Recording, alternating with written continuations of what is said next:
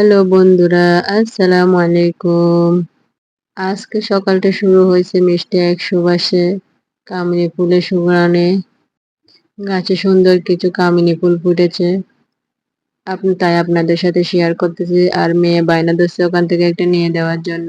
গতকালকে বৃষ্টি হয়েছে, অনেকগুলো ঝরে গেছে। মেয়েকে একটা নিয়ে দিলাম। এই তো আজকে আমি শুটকি দিয়ে কাঁকরোল রান্না করব। এখানে যা যা লাগবে তা আপনাদেরকে দেখিয়ে নিলাম এবং মশলাগুলো নিয়ে নিলাম। আমি মশলাগুলা পানি দিয়ে মেখে নিচ্ছি।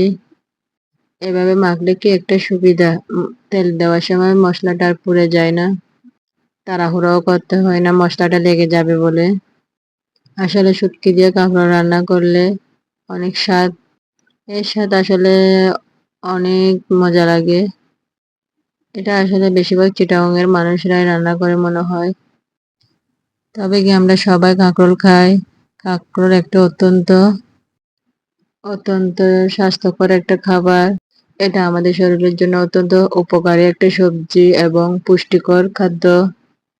আমি এখানে মশলাটা কষিয়ে কাঁকরোল গুলো বসাই দিয়ে দিলাম। একটুখানি পানি দিয়ে সিদ্ধ হওয়ার জন্য ঢাকনাটা ঢেকে দিব। আমি শুটকিটা এখন দিব না, এটা কাঁকরোল পুরোপুরি সিদ্ধ হয়ে গেলে তারপর শুটকিটা দিব। এই তো শুটকিটা উপর দিয়ে বসাই দিছে হালকা ভাবে, যেন শুটকিটা বেশি সিদ্ধ না হয় মতো। শুটকি দিয়ে কাঁকড়া রান্না আসলে অনেক স্বাদ। আপনারা কখনো খেয়েছেন কিনা জানি না। চিটাগাংয়ের মানুষরা আসলে এগুলো খেয়ে থাকি আমরা। এটা আসলে আমার একটা পছন্দের খাবার, তাই আপনাদের সাথে শেয়ার করলাম। আপনাদের হাতেও যদি শুটকি মাছ থাকে একবার রান্না করে দেখবেন। আমি অফ ক্যামেরাতে সবগুলো নাড়াচাড়া করে রেখে দিয়েছি, তা পুরাপুরি শুটকি মাছে মিক্স করে দিলাম। আমার কাঁকড়া রান্নাটা পুরাপুরি শেষ।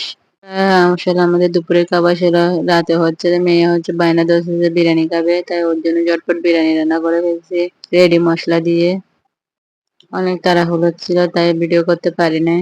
তাই আসলে মুরগি মাংস দিয়ে রান্না করেছি। আমি এখন আপনাদের সাথে শেয়ার করতেছি। দইয়ের হাড়ে আমরা অনেক খেয়ে ফেলে দিই। আমি এটাকে কাজে লাগাই। এরকম ভাবে মশার স্ট্যান্ডও আমাদের এখানে অনেক মশার উদ্যোগ। আর প্রচন্ড গরম। গরমকালে তো আর মশারি টাঙানো যায় না, তাই এইটাই নিলাম। এটা অনেক সুবিধা লাগে আমার কাছে। আসলে ঘরের পিছনে একটু করে জায়গা আছে, ওখানে আমরা অনেক কিছু লাগাইছি। কারণ অনেক ধরনের শাক আছে, পুঁই শাক আছে, ডাঁটা শাক আছে। আপনারা অনেকে হয়তো চেনেন কিনা জানি না, টক পাতা গাছ আছে। অনেকদিন পর ছাদে উঠতে হলো আমসত্ত্ব শুকানোর জন্য। হঠাৎ একটা কি দেখ, সামান্য কার্টুনের উপর কবুতরের বাসা বাঁধছে এবং বাসা আনার সাথে দুইটা ডিমও দিছে। আপনাদেরকে দেখাবো, শেয়ার করব। একটু ভালো আলো আসার জন্য আস্তে আস্তে দরজাটা খুলছিলাম, সে ভয়ে পালিয়ে যায়। ও এখন আমি দরজাটা খুলছিলাম ভালোভাবে দেখানোর জন্য, আলো আসার জন্য ভয়ে পালিয়ে গেছে। আমি ডিম দুটা দেখে জাস্ট ওয়াও, মনটা অনেক ভালো হয়ে গেছে। আর ওর বাসাটা দেখে, আমি কবুতরের বাসা কখনো দেখি নাই, অনেক সুন্দর। সব সময় বক্সের মধ্যে দেখি, ওরা এখন এটা নিয়ে টুটে বুনছে। ডিম দুটা আসলে অবাক করার মতো, কারণ এরকম বাসাতে সবসময় বিড়ালরা খেয়ে ফেলে এগুলা, এখনো দেখতেছে আছে। এই তো এখানে আমি সাথে শুকাত দিছি। এটা এটা আসলে বানানোর সময় ভিডিও করানো হয় নাই। এই আমসাটাটা আমার ননস করে দিয়েছে আমাদের জন্য। বিকাল বেলা হয়েছে, আমার রাজকুমার চলে যাচ্ছে বাইরে খেলার জন্য। ওর বাইরে খেলাটা একটা নেশা, বের হতে না বলা। আর এখানে দেখুন, আমি একটু কাজ করতে গেছি, ভাই বোন দুজন মিলে কারেন্টের বোর্ড নিয়ে খেলা করতেছে। বকা দিয়েছিলাম ওদেরকে, আরো হাসতেছে, তো সে নামিয়ে দিলাম জোর করে।